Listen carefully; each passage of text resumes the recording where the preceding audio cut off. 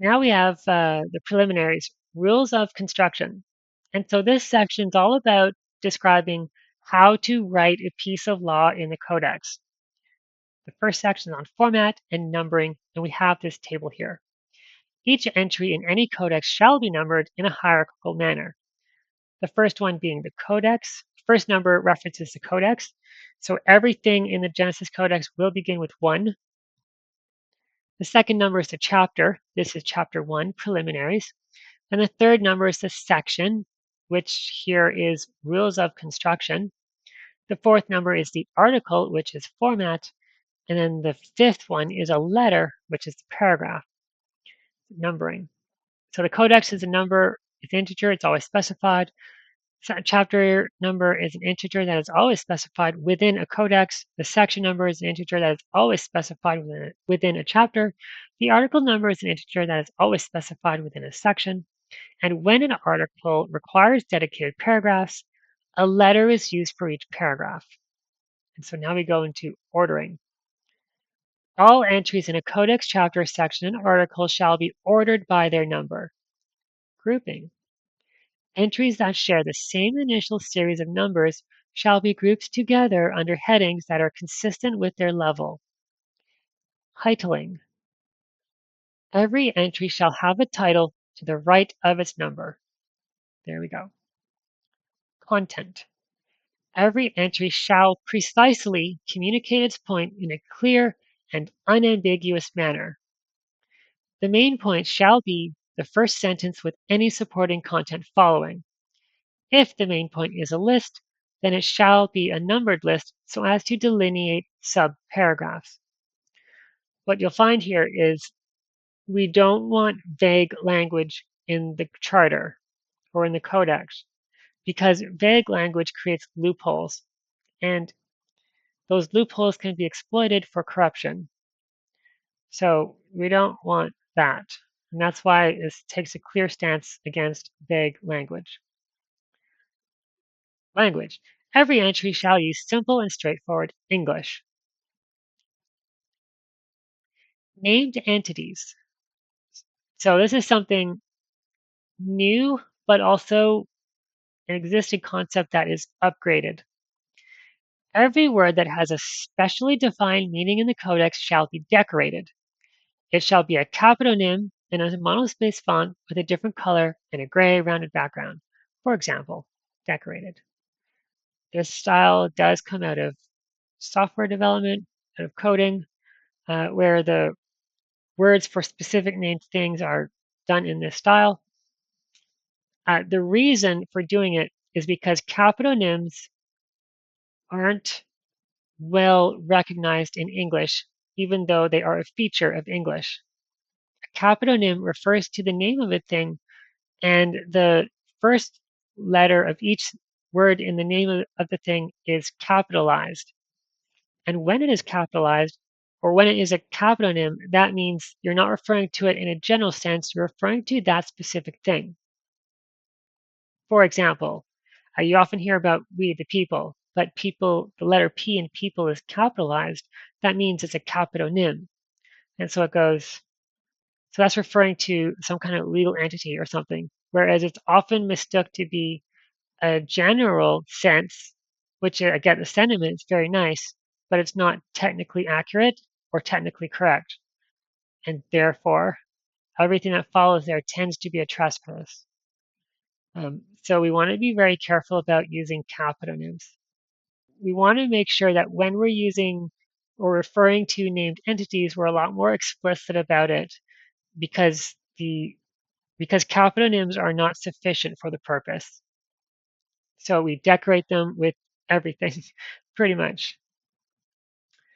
Context. To help clarify the meaning and intent of an entry, additional context may be specified in a special box. The box shall be indented and have a header with an icon and a title. The content of the box is explanatory in its nature. Entries may have multiple boxes. And so here's an example of an explanatory note. Context boxes should be used to communicate additional helpful information, explain the why behind the entry, warn against possible errors or misunderstandings with respect to the entry, give a quote, or any other reason or use as may be required. And I should probably zoom in for the video. I just realized that.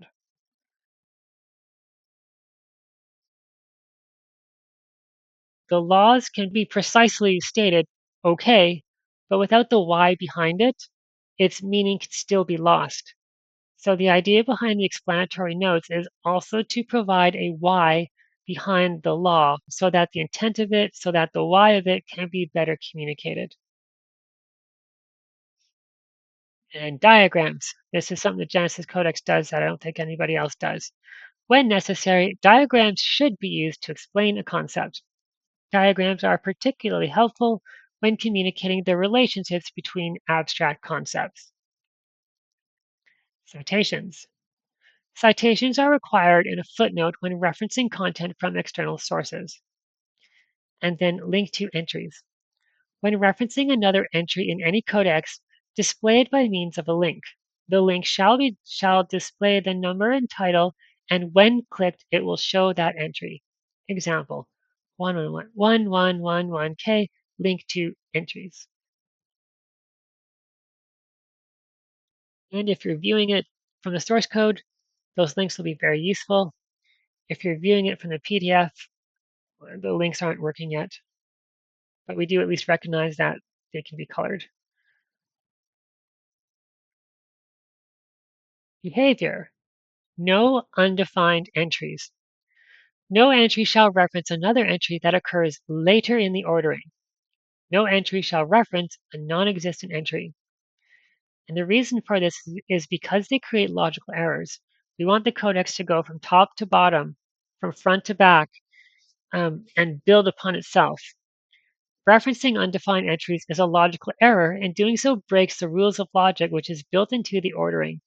It's also a pathway for confusion and abuse. So we don't want something defined later to be used earlier because that makes the code weaker. It makes the codex weaker, and it's not good practice. No circular dependencies. Entries shall not depend on themselves either directly or through a series of dependencies. Again, these are logical errors. So circular dependencies are logical errors that have no place in any codex. An example of a circular dependency is entry A going to B, going to C, but then C references A. But then you can't have A without also having B and C. So this means that A is ultimately undefined, and that's a problem because its definition can't be logically mounted in your mind, let's say. No loopholes. Entries shall not be constructed in such a way that a loophole exists. Entries shall not be constructed with imprecise or vague language. Again, this is more, we don't want vague language in the codex. Loopholes are unintended consequences or behavior of a law that open it to exploitation. Loopholes are access points for corruption and are created by having imprecise or vague language, which itself is a violation of 1111E content. Only one interpretation. Entries shall have only one interpretation. They shall not have multiple interpretations or multiple meanings. And again, this rule captures another possibility for loopholes. We want very precise, very clear language in the codex because to avoid corruption for sure, but we're also going to deal with some very complicated matter, complicated abstract matter, and we want to try and our best to make that clear for people to understand. Voided entries. Entries that violate any rule in 111 rules of construction are void. Voided entries have no meaning, no effect, and are not enforceable, and must be removed from the codex upon discovery. Any entries that reference or depend upon a voided entry also have no effect, meaning, or enforceability, and must be either rewritten or removed. And it's a bad law rule. This rule is intended to kill bad and poorly written law. So if a law is written later down the road that just so happens to violate the rules of construction, the law is deemed unconstitutional and voided. It has no effect.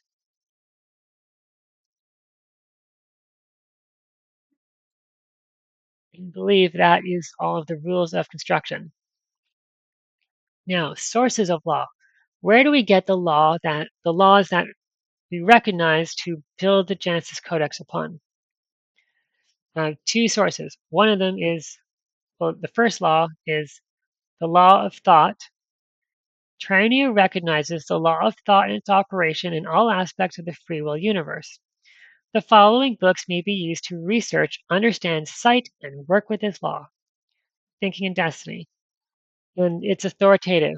While the Genesis Codex will do its best to map out the terrain and point out concepts that are important to developing a healthy and peaceful society, the authoritative definition on all aspects of the law of thought and of triune cells remains with Thinking and Destiny, while it maintains precise accuracy.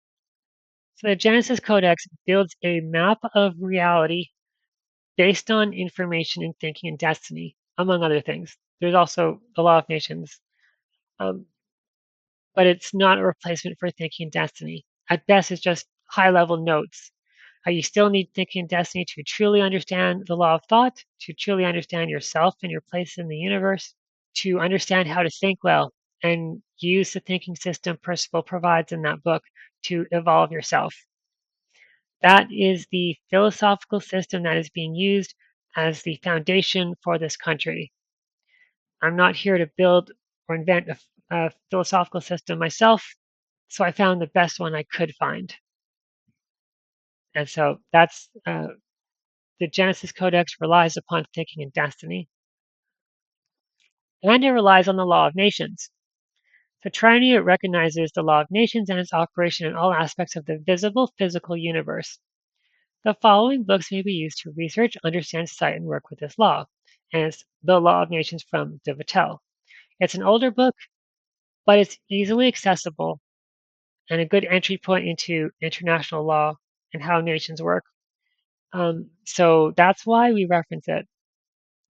The Genesis Codex weaves two laws together to form the DNA for a next generation society, the law of thought and the law of nations.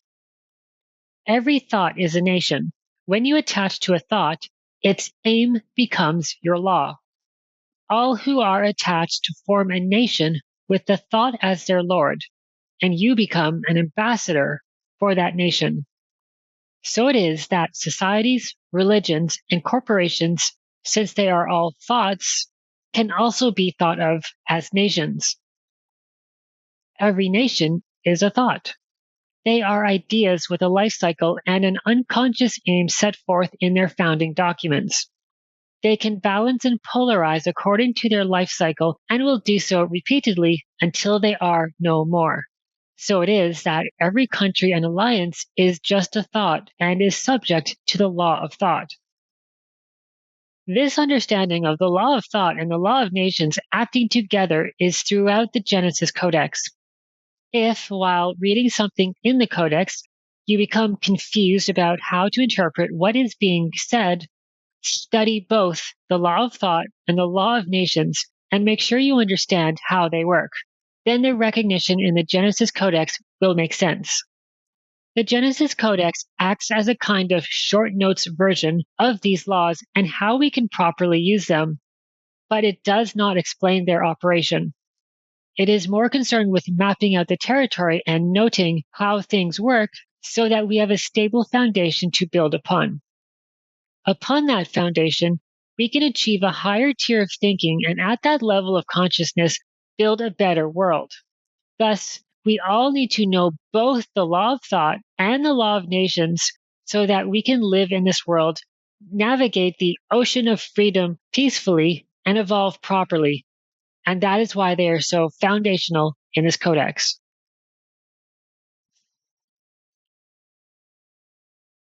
Okay, so definitions. Now, as I said, we're built upon the philosophical system from Thinking and Destiny. So, the authoritative definitions for the following terms can be found in the Definitions and Explanations section of Thinking and Destiny, pages 975 to 1015. These definitions apply to the entire Charter of Triunnia and all law in Triunnia unless otherwise specified. And a note here, some terms are defined by type first and subject following. This form is equivalent to the proper English form, and the authoritative definition applies to both forms. Bracketed words denote an alias. As an example, government and self, government, comma, self, hyphen, and self, hyphen, government are both defined by government, self, hyphen.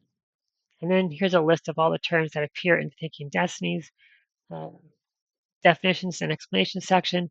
So whenever we want to know what the word ego means, for example, we use that definition on page 983 of the 14th edition of Thinking Destiny. And it's the same with food, same with freedom, same with all these words. So these words are defined in Thinking Destiny, and they're referenced here so that we know if we want to find a definition that's in for one of these words, we go to Thinking Destiny to do it. Trust. The word trust, we look to Thinking Destiny for it. We do not look to the legal trust concept, for example. That's undefined here.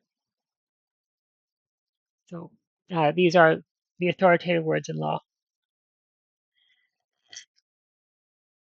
That goes to, I guess, a fundamental shift in how we think about law in Triunia. Um, every society up to this point has been transaction based in their thinking. So if you look at the laws and you look at how the society works, it's all about economy. It's all about transactions. Even the foundations of laws, right? They're like bills, orders, charges. You're buying a way to act, or you're paying for you act a certain way and you pay for it. You're buying your actions, and I honestly that's abusive. So, and not at all how a free society works. So in Triunia, we don't think about the world that way, and we don't have a transaction-based understanding of the world. We look at it from a thought way. The thoughts come first, and you'll hear later, but every thoughts are beings in their own right, and that's the whole thing as well. Let's move on to the law of nations. So definitions from the law of nations. This gets into nation building, and this very first section is so important. So 1221, state and sovereignty, quoting directly from the Law of Nations here. By virtue of 1122, the Law of Nations, Book 1, Chapter 1, Section 1, the very first thing in Law of Nations, of the state and of sovereignty. A nation or a state is, as has been said at the beginning of this work, a body politic or a society of men and women united together for the purpose of promoting their mutual safety and advantage by their combined strength. I'll say that again more concisely.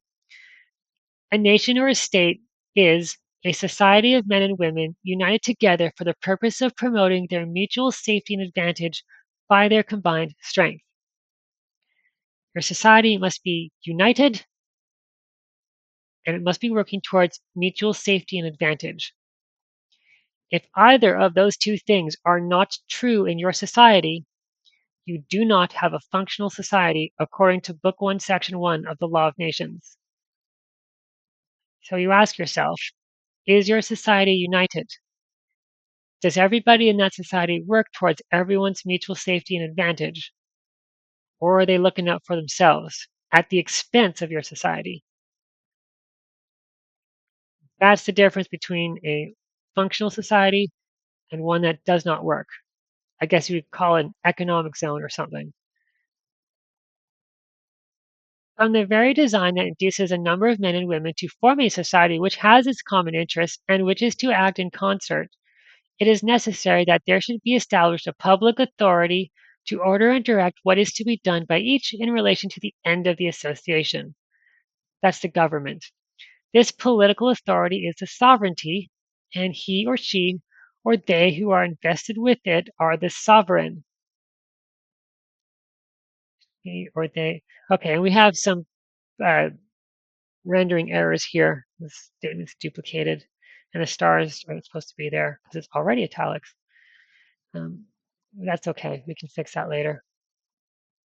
Okay, so this also sets out that there must be a government because otherwise the society can't organize itself. Um, the people who are in the government, the government's also known as sovereignty, and the people who run it are the sovereigns. And the people who are below it are the citizens or subjects, as you'll see.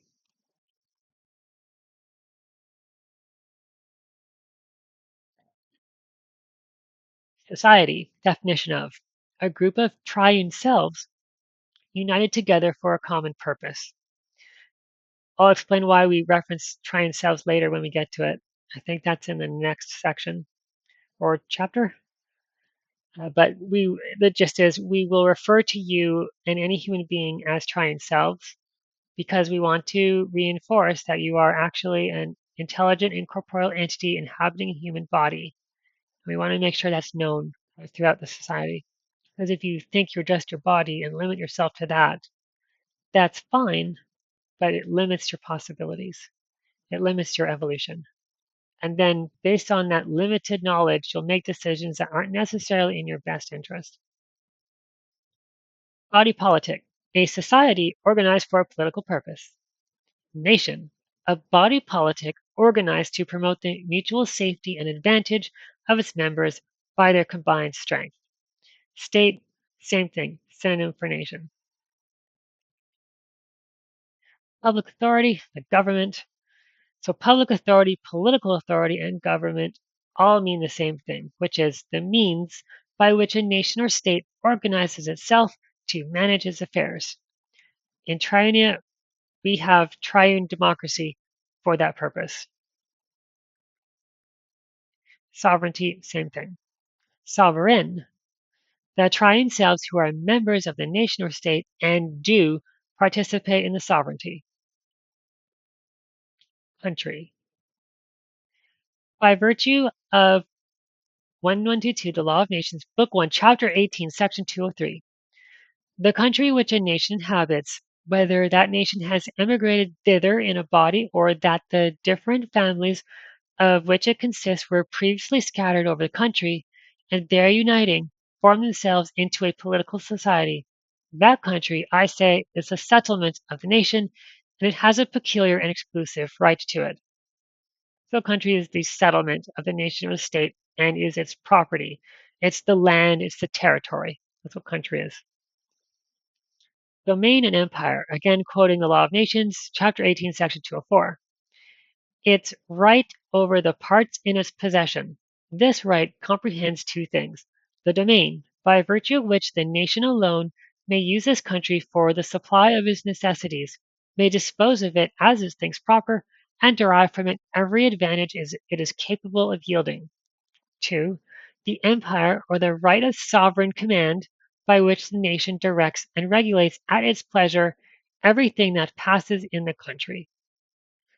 So the right of sovereign command or the right to command, we'll see that later in the Codex as well, because it's where that right to command comes from that determines really whether you have a monarchy, a republic, or a democracy, or any flavor in between.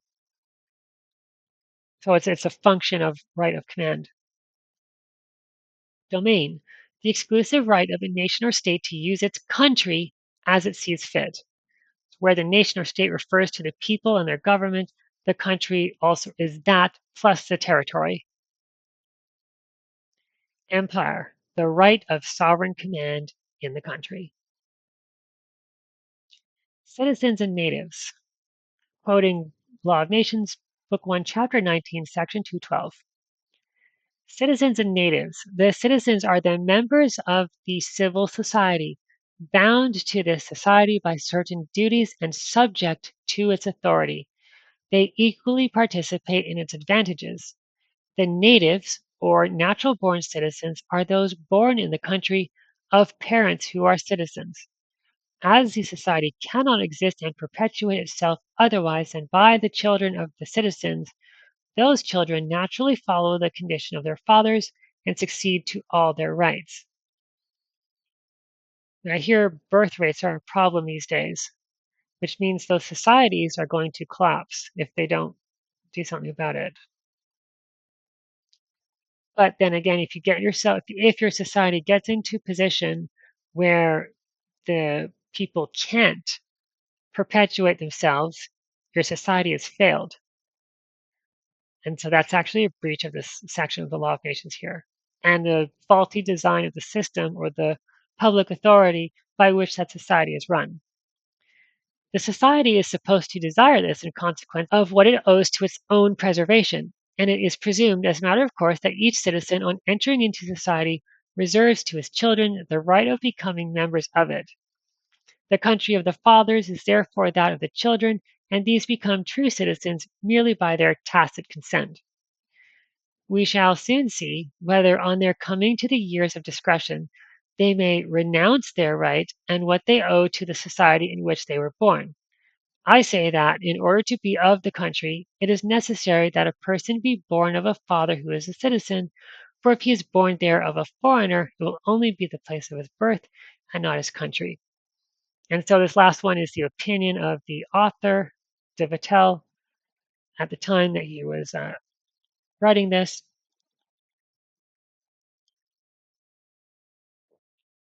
Tacit consent. We don't do tacit consent in Triunia. This thing can be abused. It's implying consent when there's no actual activity that somebody's done. But the problem with it is it's presumptive in its nature, and all they have to do, because there's no formal agreement in tacit consent, all somebody has to do is change their mind. And that's it. Consent's revoked. Done. And then if you continue to act on tacit consent when in fact there is no consent, or it's been revoked, now you're trespassing. A state that uses tacit consent means that it will be very easy for it to trespass against its people. And that will make it mean that the people are very unhappy under that state eventually. And then we shall soon see whether they may renounce their right. That's self-determination, exile, given up. Like, nope, you tried to deploy a bioweapon upon the population. I'm done with you guys. You're all insane. I'm out of here building my own country. That's what that is. So that's the right of self-determination right there. More definitions. So member, citizen, subject are all the same thing. The triune selves who are members of the nation or state and do not participate in the sovereignty. So the sovereign are the triune selves who do participate in the sovereignty or the government, and the citizens, subjects, members are those who do not. So you're just living your life, and then that's it. You're living your life, and that's fine, but you're not sovereign. Only those who participate in the government are sovereign. Now, a triune democracy extends that sovereignty to as many people as possible, so all who participate in the government can be counted among the sovereignty, but you still have to participate.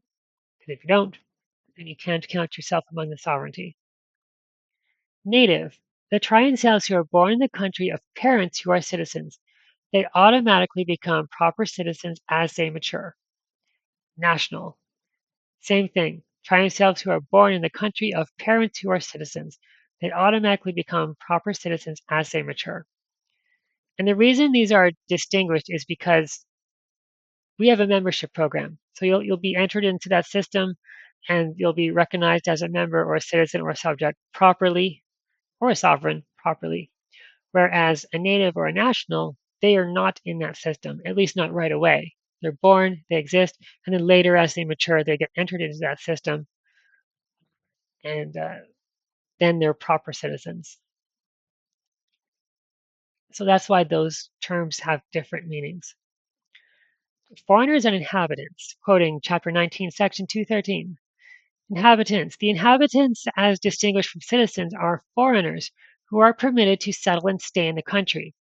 Bound to the society by their residence, they are subject to the laws of the state while they reside in it, and they are obliged to defend it because it grants them protection, though they do not participate in all the rights of citizens.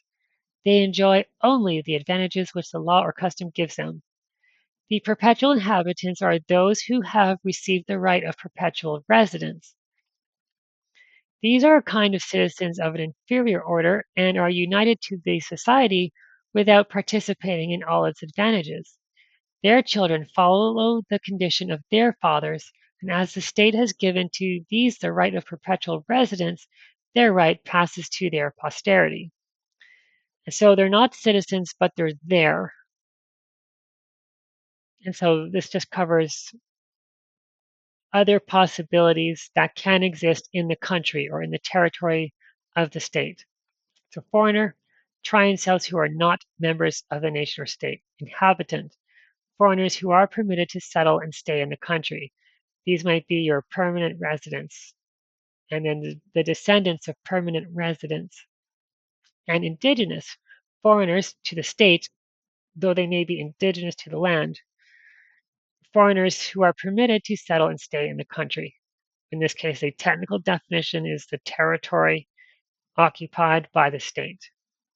Claim over the land notwithstanding. Naturalization.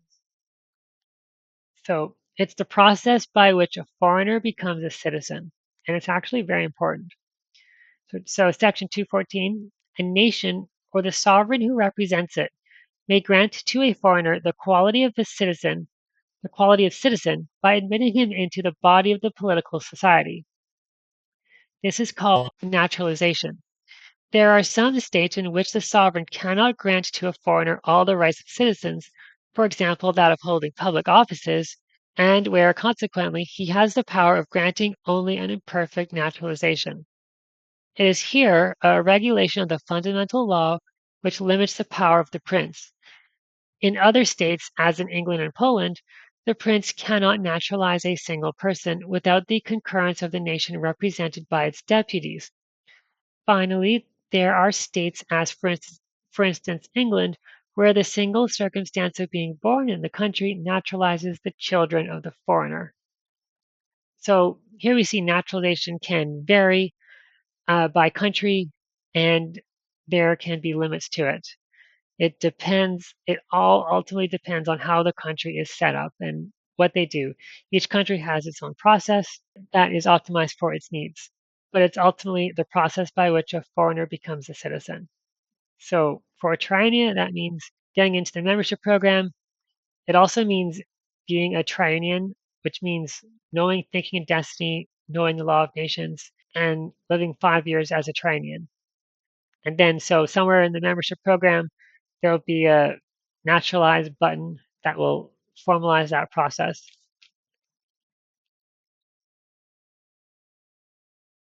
Okay, so the next definition section, fundamental definitions. 1231. You, the reader of this codex.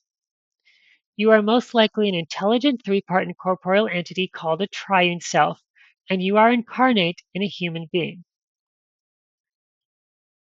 So this is where we said that we use triune self everywhere. Unless otherwise specified, and in addition to their original meanings in thinking destiny, the terms triune self and human being can be used interchangeably and generally understood to also mean you, the reader. When specific use is necessary, the correct term will be used, and triune self preferred. The term triune self is preferred throughout the Codex when referring to you to reinforce the understanding that you are an intelligent three-part being inhabiting human body. It is also used preferentially to refer to other people like yourself. So wherever you see triune self in this codex, it's referring to you, specifically the incorporeal spiritual spirit part of yourself. And that's why it's called Triunia, land of the triune selves, basically.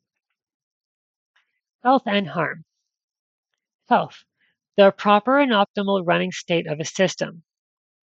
So we look at human beings as systems in Triunia. When the operation of a human being or triune self is considered as a system, they are considered healthy if they are operating properly and optimally in accordance with the design of their respective system. And they're beings, of course, but we want to bring system science into the understanding of the operation of that being and look at it as a system. Because when that system becomes damaged, that's a huge problem. And so we do this so that we can understand when damage to the system occurs and prevent that and work to prevent that damage. And so we define health as the proper and optimal running state of a system, any system, specifically the system of your being, your character, your body, so that we can say, okay, if you're working correctly, you're healthy. If you're not working correctly because your system is damaged or misconfigured in a certain way, you're unhealthy. And so health is a function of the integrity of the system. And that's super important, which brings us to damage. The result of actions or events that cause a system to run in an improper or non-optimal manner.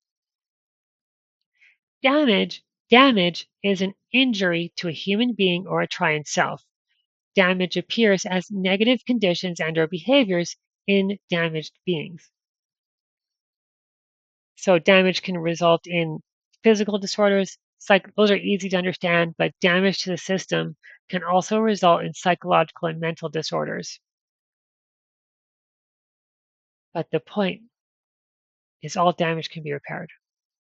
So there's it's if you are under damage or under the conditions of damage, it's okay. It's not forever. You can repair that damage. It might take a long time and a lot of work, but it can be done.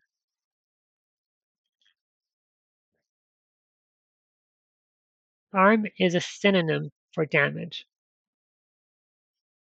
And then healthy, the state of operating in good health and with no damage.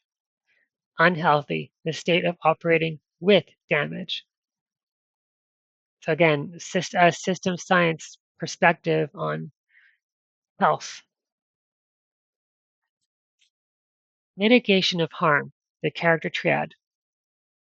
Self-respect, actions a triune self takes to prevent itself from damaging itself. So now we bring in integrity. Let's protect the system and let's protect it with certain actions. That's self-respect. Morality, actions a triune self takes to prevent itself from damaging others and to prevent others from damaging it. So where self-respect was about the self, morality is about others. And is specifically defined this way so that it can scale. Scaling, moral scaling, is the key ingredient not only to peace and a peaceful civilization, but it's also the key ingredient to evolution and ascension. And so that's why it has to scale. If you don't get it right individually in the atomic case, you can't scale it up to larger and larger degrees and larger planes of evolution, let's say. So that's why we take, again, a system science perspective on morality and define it in a way that allows it to scale. And it's actually the same with self-respect and honor too. Uh, these are definitions that will scale well when lots of people are using them. So morality, of course, does allow self-defense to it, prevent others from damaging it, self-defense. Honor, actions that try and self takes to not steal anything from others. And the anything is emphasized. It's not always property. It can be time, labor, dignity, the truth, life, anything. Thou shalt not kill, for example, that falls under the umbrella of honor because you can't steal somebody's life. So steal or destroy. It's dishonorable. Tools of the rightness mind. So self-respect, morality, and honor are thinking tools that make conscious use of the rightness mind to facilitate peaceful interaction at scale. I talked about scaling, but the rightness mind also plays a role, and each of these are going to work with it to achieve their end. And so thinking requires use of the rightness mind as well. So you have to have your system working properly so that you can actually use that mind and do these things. Rightness and knowledge. Okay, so the right choice, right. Any choice that is in alignment with the rightness mind and does not result in damage. Rightness ultimately is all about will it or will it not cause harm? And it doesn't tell you any consequence or anything like that. It just says, is it harmful or is it not? And then you work with that to be able to understand how to scale that behavior. Wrong choice. any choice that ignores the rightness mind and results in damage. What to do? The set of lessons concerned with what is right and in agreement with the rightness mind. What not to do? The set of lessons concerned with what is wrong and therefore not in alignment with the rightness mind. Knowledge set. The set of all thoughts encountered by a triune self for which the lessons of what to do and what not to do were learned. So now we're using set language or a little bit of mathematical language here in the terminology of a knowledge set. Because when you think, what happens is you go to each thought and you test each thought against, is it right or is it wrong? You learn, you extract what to do and what not to do for each thought based on your experiences with it. And okay, we can say once you've done that, you've effectively mastered the thought, and there's a set of all possible thoughts in nature that you could master or learn about.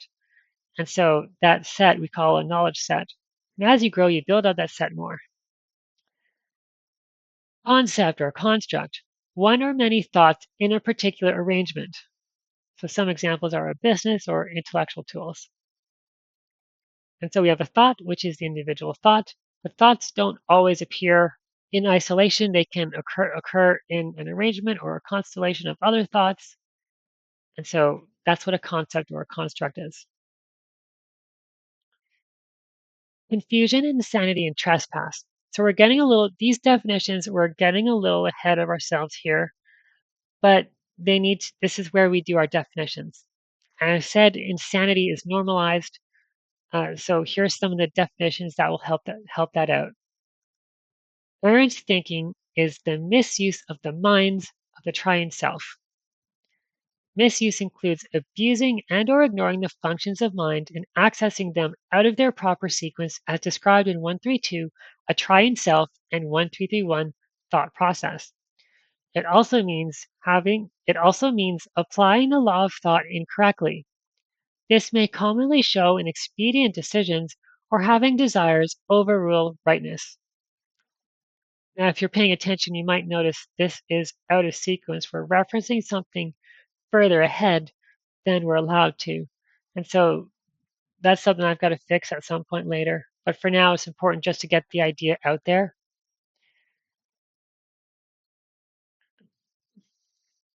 And then we fix that in a later draft. Abusive thinking, the misuse of the law of thought with intent to cause harm or damage. Abusive thinking is a special kind of errant thinking that is malicious in its core. Every abuse causes harm and or damage to the triune self on the receiving end, and the abuser is automatically considered insane. And so that's just a definition right now. To explain it further, we have to go to the insanity section. And then we've got a printing error or a rendering error. Confused and confusion, the damage caused by forgetfulness, because forgetting is a thing in this reality as well. And forgetting causes confusion, and confusion causes insanity, and insane people damage each other. Insanity. The damage caused by ignorance and confusion having these particular characteristics. The insane triune self will not know itself and therefore cannot own itself. The insane triune self will disregard its rightness mind and cause harm to itself and others. The insane triune self will consistently and repeatedly make wrong choices that harm itself, others, and society as a whole.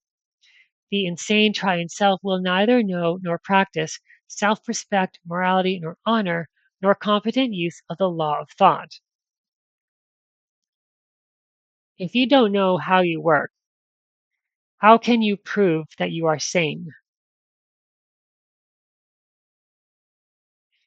Have a good think about that and consider if you were ever tested in court to prove your sanity against someone who does know how they work and can say, okay, I work this way and I act this way in order to protect my system, protect my being from these things. That's how I know I'm sane. If you can't do that, then the default condition is insanity. because you don't know how not to act in a way that won't damage yourself and others.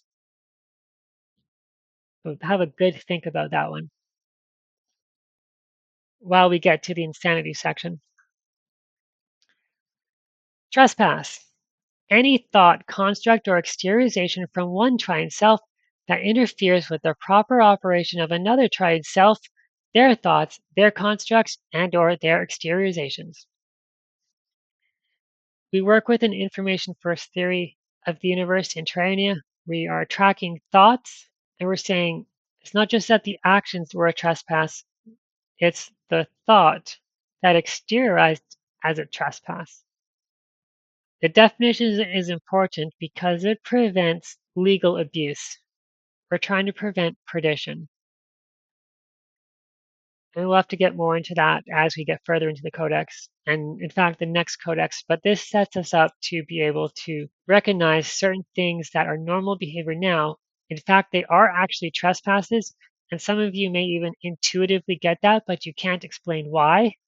In this Codex, we can explain why, and we're setting that up as law in Triunia so that those trespasses don't happen anymore. So this sets us up for that. And then 1236, eternal order of progression, refers to the development of a being in regards to successively higher degrees of consciousness, first from a primordial elemental unit and descending through nature, eventually arriving at a human being, then ascending first as a triune self and later as an intelligence. And so this is necessary because it fits into our map of the universe. So we had to define it here.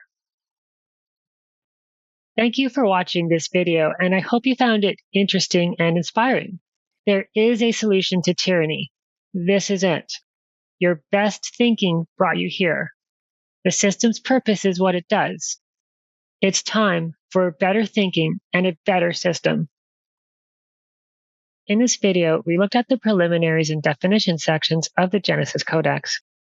They defined the rules of construction, brought in our sources of law, and set up definitions that are used throughout the Codex. The next video is where we map out the terrain by way of taxonomies, which are the abstract maps that help us understand the universe and our place in it. It should be posted in a week or two, but subscribe to be notified anyway, since there is no regular posting schedule. I'll see you in the next one.